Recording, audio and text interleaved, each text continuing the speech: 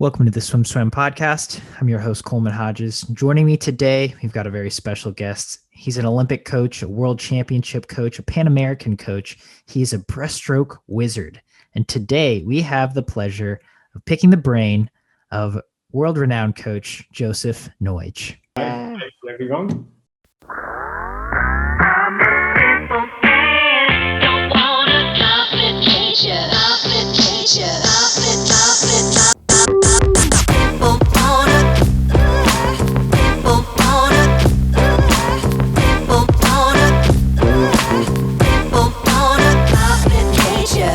To be able to sit down and talk with you for a bit.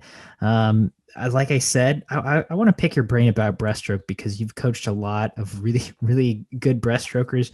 You've been around the sport for a really long time. And so you have some knowledge that I'd like to impart upon our listeners.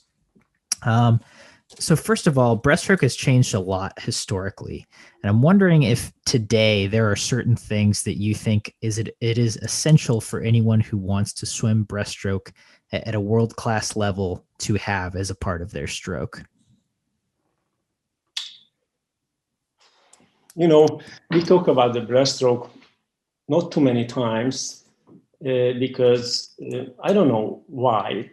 Because many coach doesn't really like the breaststroke, and not too many breaststrokers swim really seriously, and of course the technique always a little bit changing, but always two things happened. One, breaststrokers figure out something, or some coach figure out something, but for example, in the last 20 years ago, I don't know why, but the woman breaststrokers technically was better, and now still better than the men. 30 years ago, not, but 20 years ago, and in the last 20 years, the women breaststrokers technically better up to the coaches. And I don't know exactly why, because in other sports, the women technically better than the men, maybe same, but I don't know what happened. But now the breaststroke is better and better, mostly in 150, but not in the 200. My favorite always was the 200, not because I like the 200 better than the 100, just my swimmer's talent was much better for the 200 than for the sprint. Nobody was a real sprinter. I get some Olympians was top 6 in 100 breaststroke either, boy and another boy and girl, but my best swimmers was 200 swimmers. Well, the technique always different than in the 50, differently with the 100, and different in the 200. But plus now the difference for the man and the woman. And you know, we have to handle it. And for any new things, we need to think a little bit further.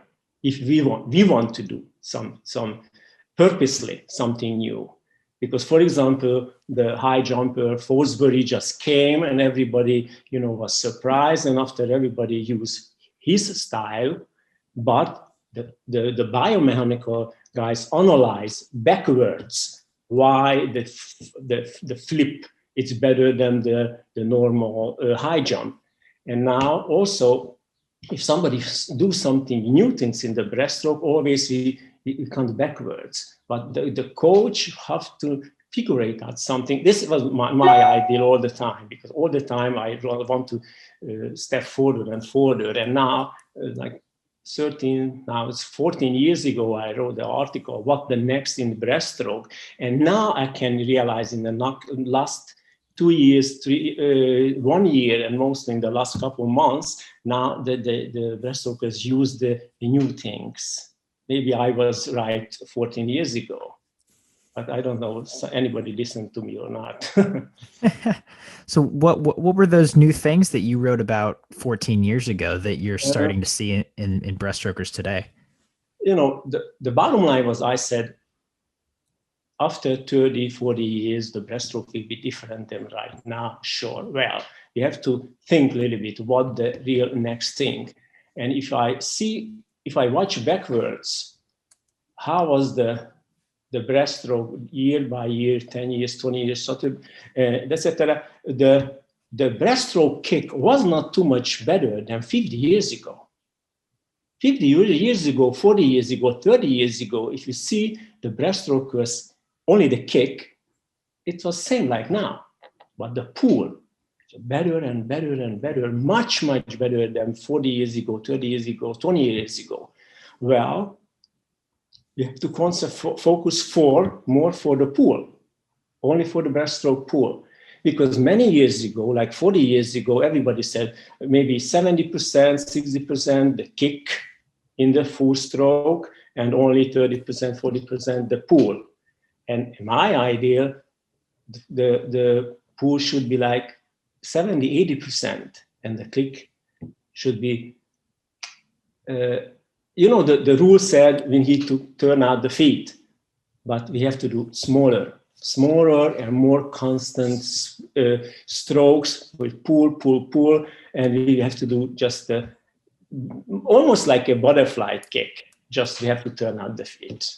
Mm. This was my idea 40 years ago, and now I can see some breaststrokers mostly in the 50, and maybe in short course 100, not yet in the 200. But you just think when the butterfly was a new stroke, like 80 years ago, nobody can swim 200 butterfly. Some swimmers have only just the first 50 butterfly with breaststroke kick, and after the full stroke breaststroke in the last 150 meters in the 200 race, and after more and more butterfly, more, and fine now, and now it's no any problem for anyone to swim non-stop 200 for the young kids, right? In the butterfly is not a big deal, but 80 years ago was a big deal to swim non-stop butterfly 200. I think it's the same thing, and every new thing doesn't work for the longer distance, first of all. So in what way, you're saying it used to be all about the kick, now it's starting to be about the stroke and the tempo, and the kick's kind of taking a back seat, and just you're turning your toes out, but it's more of like an undulation rather than a kick. What have you seen about the pull that has moved breaststroke forward so much? First of all, the breaststroke pull has some part when we catch the water, and the pull, and the in-sweep and the recovery. And the in-sweep is much, much more effective and more important than the pull. We have not too much power in the pull, in the first part. We have this part, the real. Well, and we need more muscles, more stronger, much stronger upper body than was so far. And also, the kick is, of course, important, and the kick, but if you do smaller kick and more faster pull, the whole stroke will be faster, of course. But the frequency is a killer things. We need to work for this year by year, practice every day, because if somebody has a good breaststroke kick, can do with long, like a glide strokes, right? But if somebody's on the sprint, have not any time for glide, have time for the small kick and a very powerful pull. And also another very important things, we don't need to pull up the knees. The whole kick will be shorter, more faster, stronger, but in the breaststroke, the real troublemaker, the knees and the thigh. The two thighs make so much resistance. If you don't use pull up, see, less resistance, more non-stop strokes. We need to focus more for the pull, I think. And so is this something that you've implemented with the swimmers that you're coaching in the last 5 or 10 years? No. I never really tried. Because first of all, we need to find a talent for this. Because also the breaststroke pool is also a really special thing. If someone has no talent for the pool, cannot catch the pool, what can we do? We can try to teach it different shape, but it's working or not working. We can be stronger and stronger, but sometimes working, sometimes not. You know, if somebody has talent more for kick, of course, we'll build up the all stroke for the kick. Well, we have a bigger chance in the 200. But someone who has a really good, powerful pool, because if you see the breaststrokers, if you see the swimmers from the Olympic Games, 1972, 1976, now the swimmers stronger, taller, stronger than was in the München Olympic Games or in Montreal or any other time, you know, stronger and stronger and stronger. Well, more look like an athlete. Not everyone, of course, you have some special talent, but we need talent for everything, for the kick, for the pool, and plus the engine. The engine is working well or not. You know, if someone has a good engine for 50, maybe for the 100, but not for the 200. Another maybe has more power for kick, but slower, good for 200. But if you see the time, what was the world record 1992 in the 100 and the 200? Relatively, the 200 now doesn't prove too much, because the world record was 10.16 and now 6:12, 4 seconds. Look at the 100 world record was 1:01:29 and now 56:83. Well,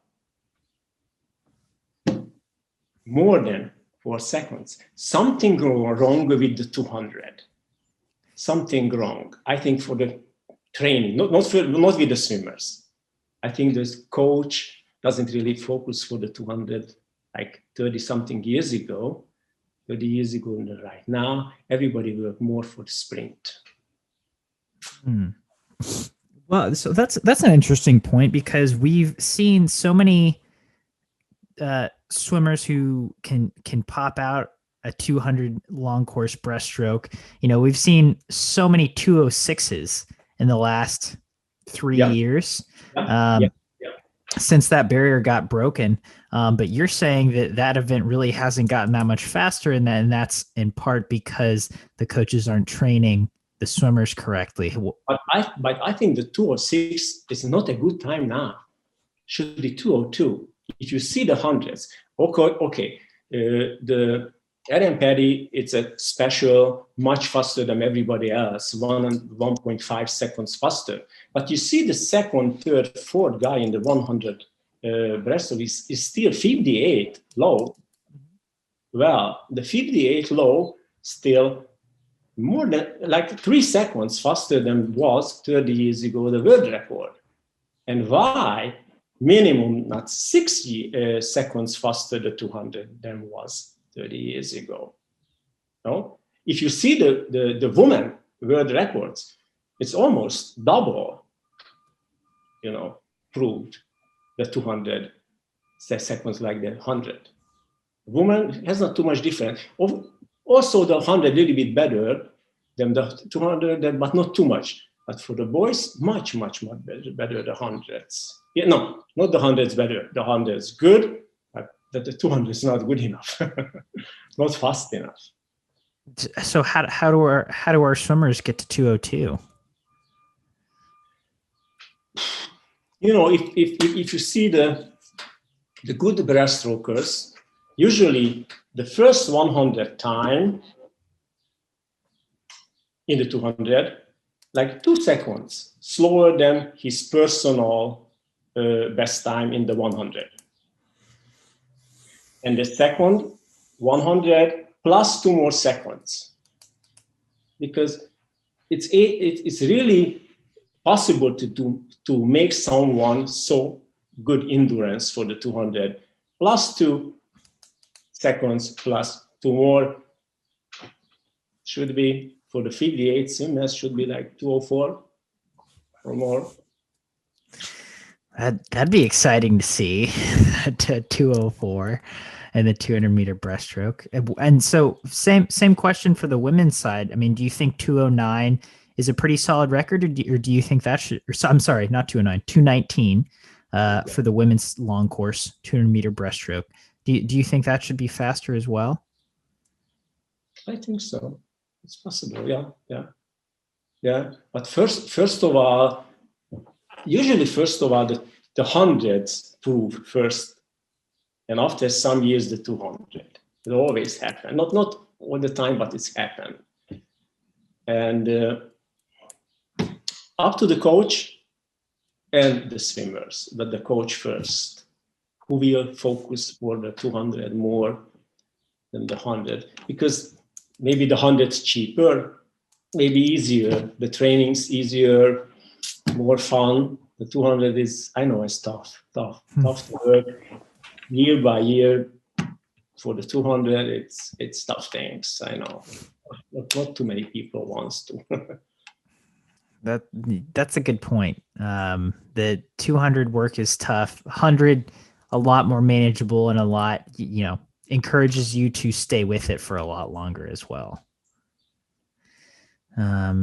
But getting back to technique a little bit, if you're going for a world record now, let's say in the 100-meter breaststroke, male or female, what do you think technically you have to do with your pull and with your kick? You mentioned it's kind of a high tempo, narrow kick game now.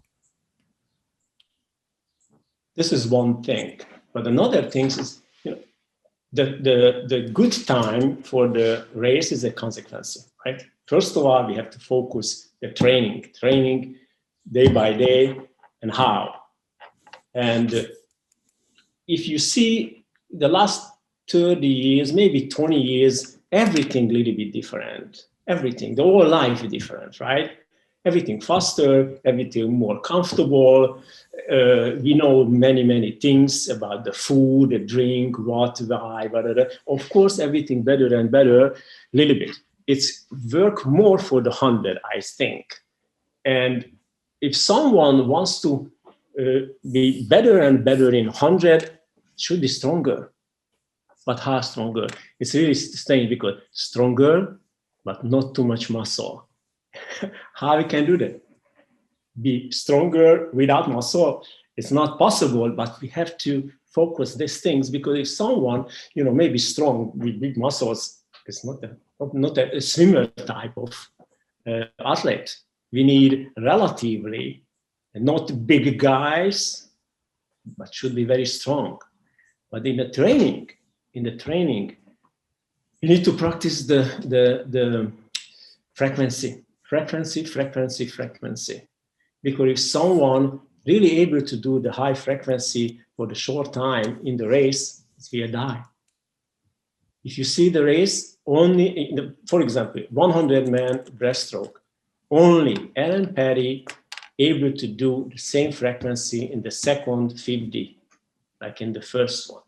His start not better than anybody else, maybe, or his turns also, but the strokes constant, up and back.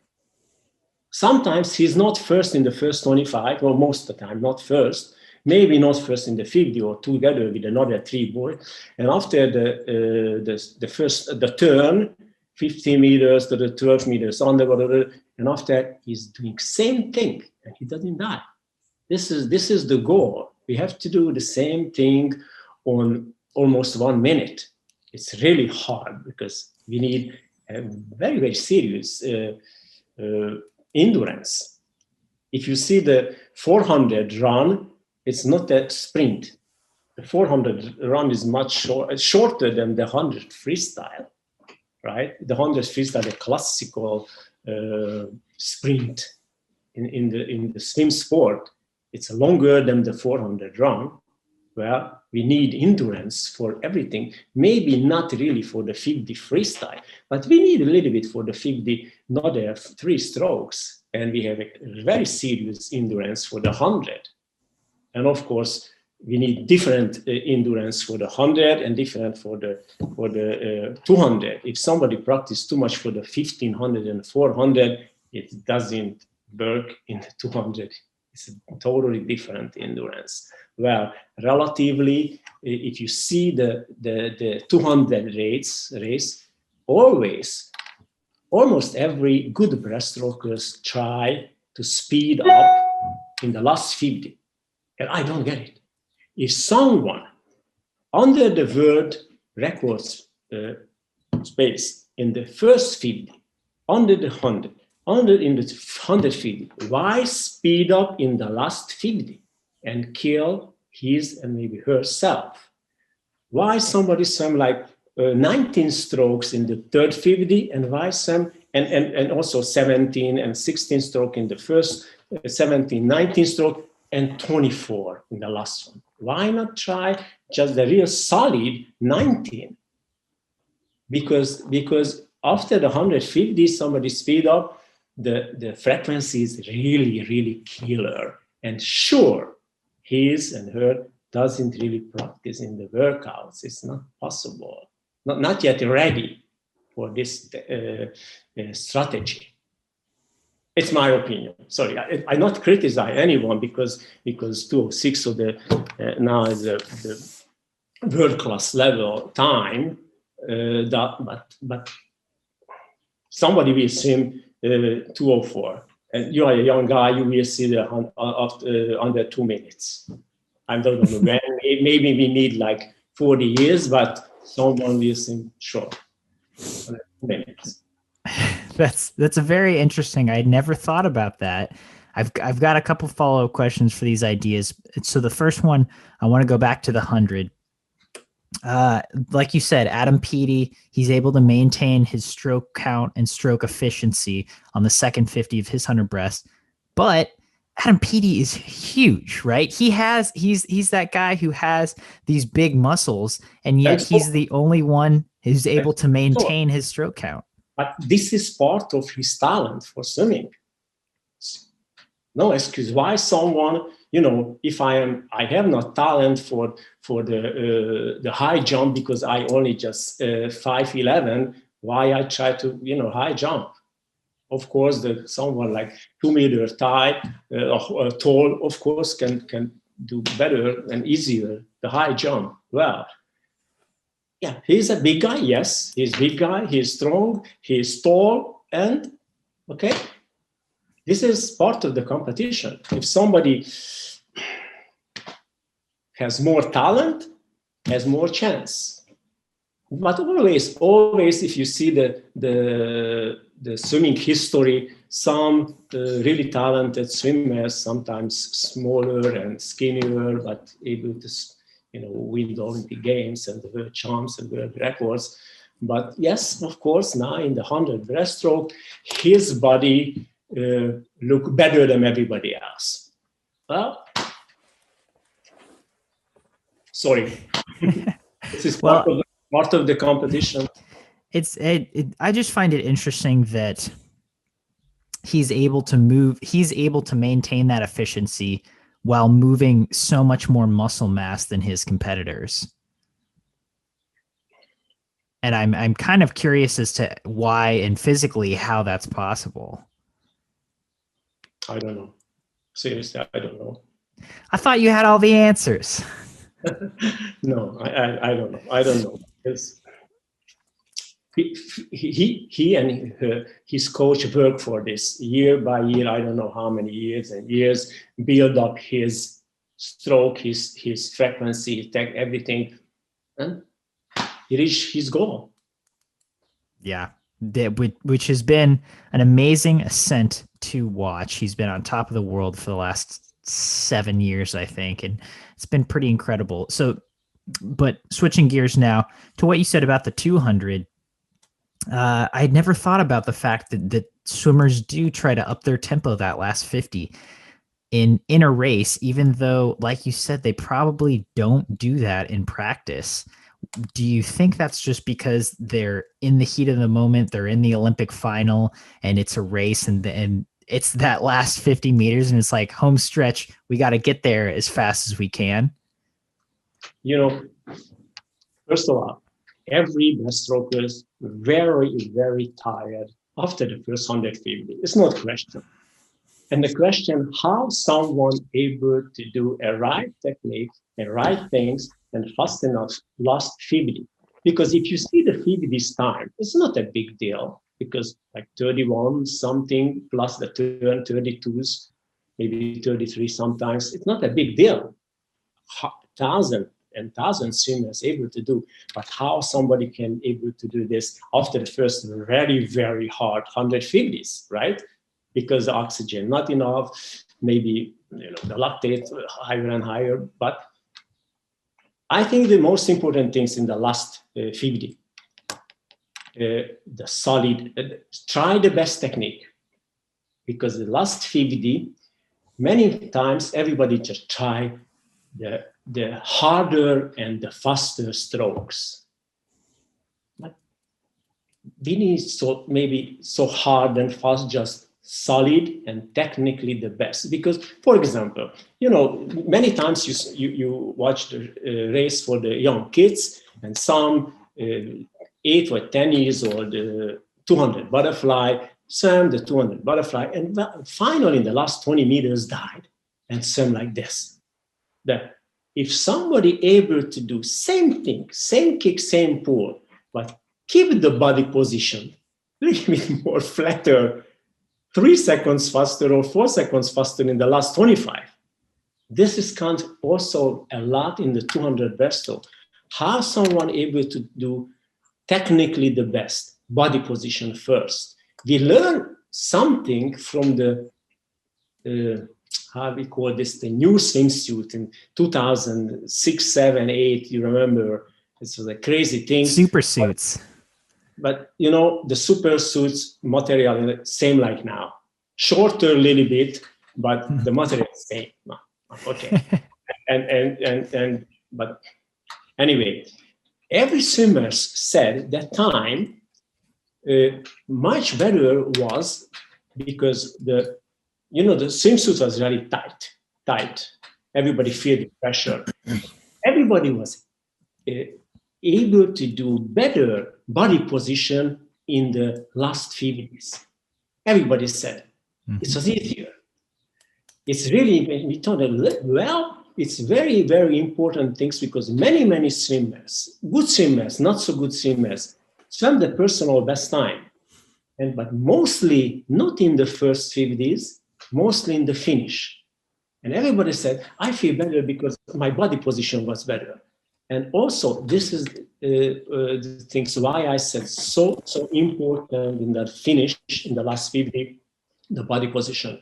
And also not just do, speed up the empty strokes. We need solid stroke. If somebody able to speed up the solid stroke is good, but somebody not able to do solid stroke, just speed up something, I think it doesn't pay back. And that's not good. It's my opinion.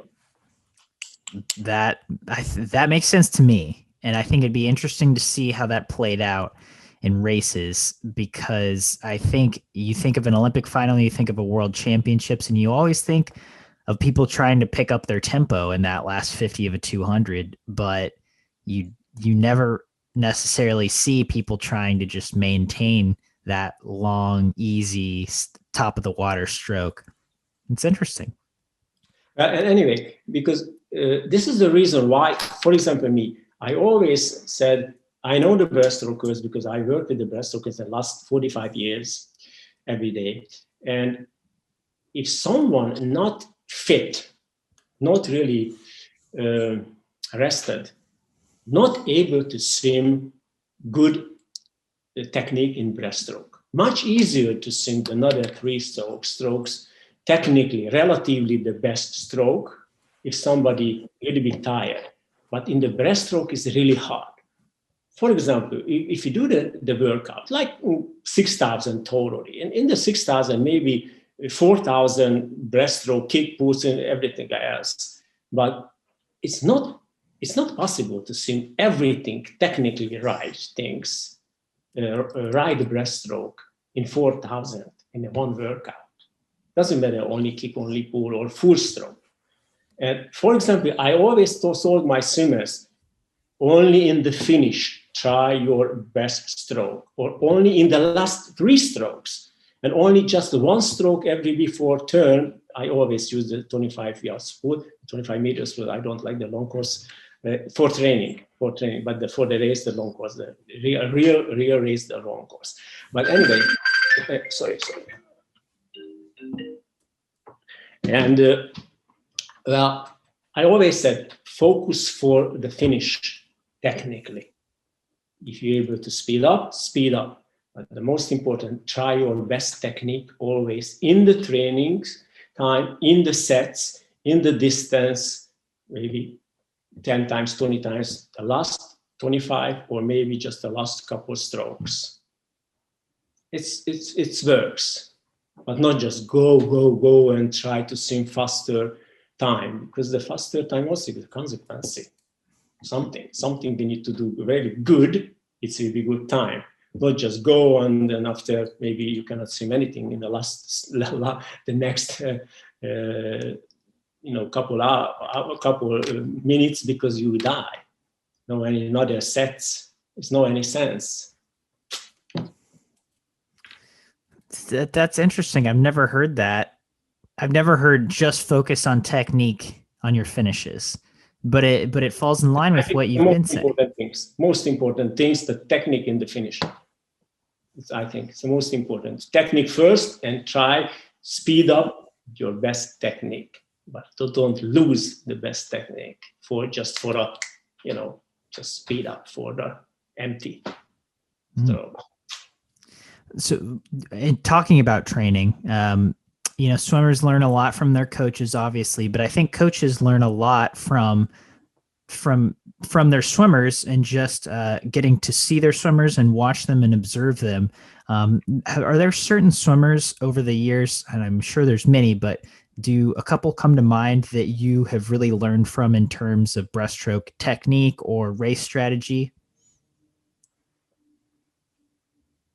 It's a really hard question because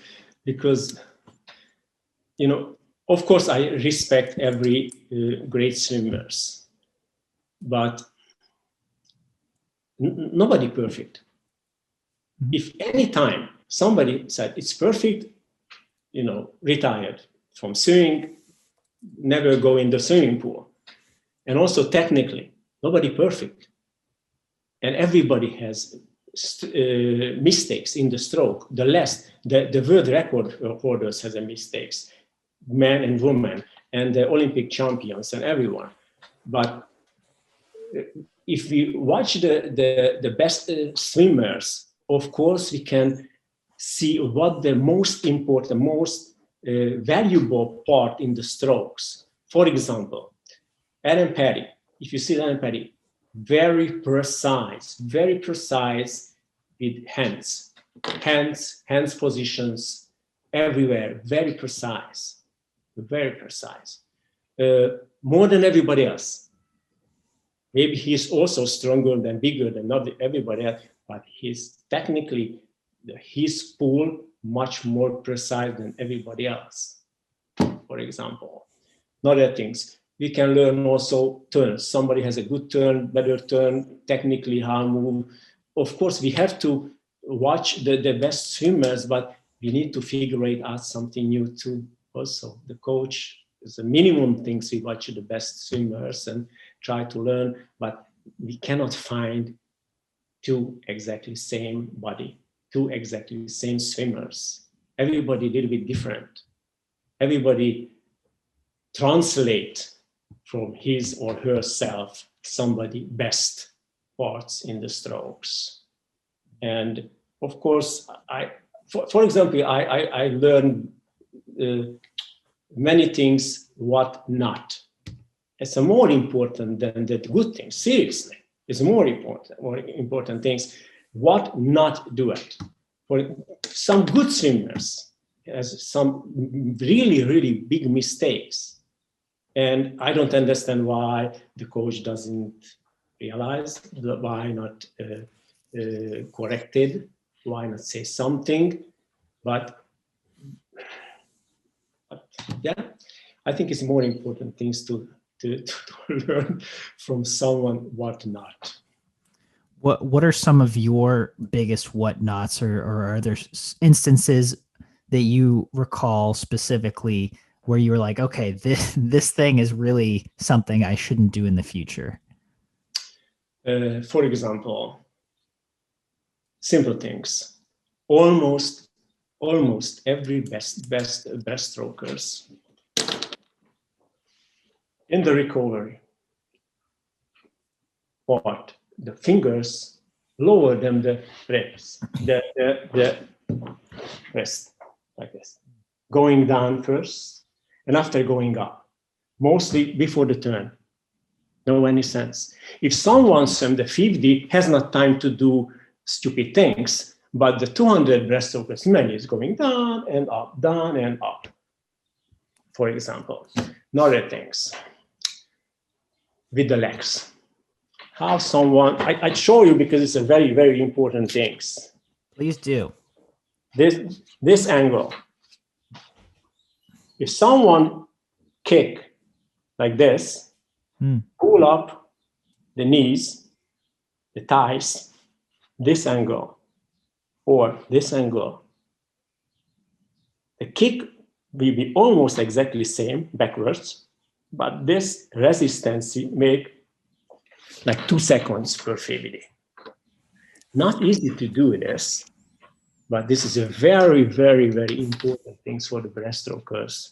Don't pull up the knees. Let's shallow, relatively. For example, I always told my pull up your feet. Of course, you will pull up your knees too, but you don't want to purposely. Just your feet up. Of course, the knees will be, but not too much. It's count a lot. If you see, for example, Ellen Petty's legs, it's relatively shallow, not too much. Make resistance with the thighs. Those are good whatnots, and I love the demonstrations. Thank you for that. If you're listening, if you're not watching, you might want to pop over to YouTube to see these demonstrations, because we're getting them from the master himself. So Jozsef, you've been to Olympics, you've been to World Championships, you've coached athletes at pretty much every level. Do you have a few stories you could share with us of things you learned what's or what not to do from going to these, the biggest stages in our sport? Ooh, it's a really hard question, because I have many stories, but maybe it's not interesting for anybody else, because and many was, but I don't remember for one now.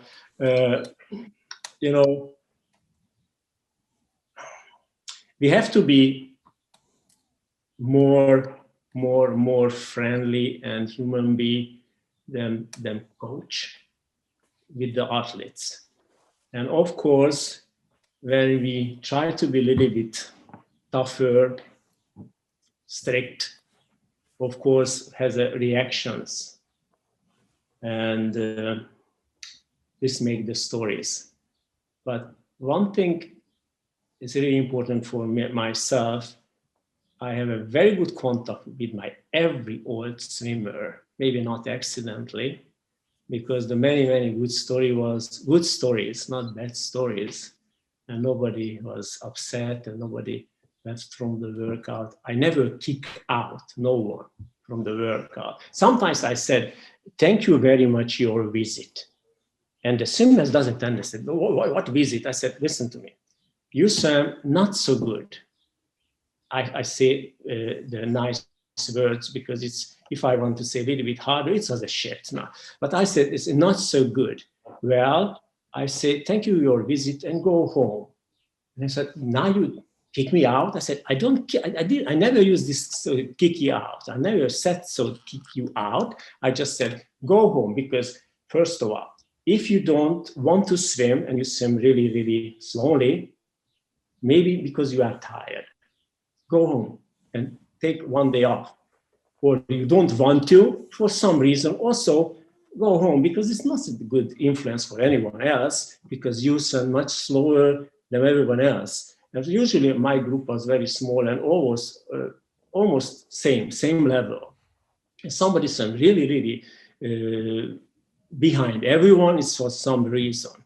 And I said, thank you for your visit and go home. And sometimes it's work, sometimes not. My best swimmers never goes out. I said, no, I don't go home. I want to, repeat something, but I don't. Another was said, okay, I go home. If you said so, I go home. I take off one day. This is like a story, but not really a story. I'm not funny, but it's happened.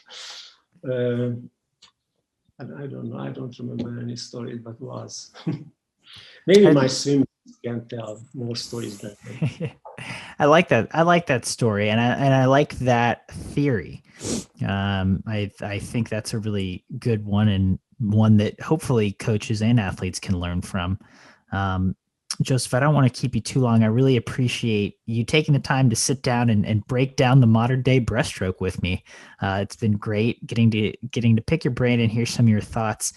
Before we sign off today, any parting thoughts for our audience? I don't really understand the questions. I'm sorry. Any final thoughts before we stop the interview?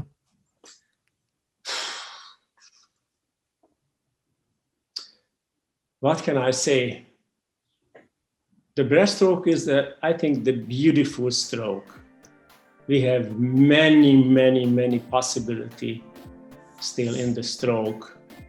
We have to learn, we'll have to work on the breaststroke more and more. It will pay back. And the breaststroke is, I know it's not a lovely stroke for everyone, but it's lovely for me, and this is my life. And that's it.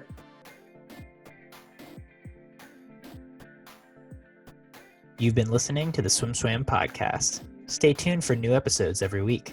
You can take SwimSwam podcast on the go by subscribing on your favorite podcast platform.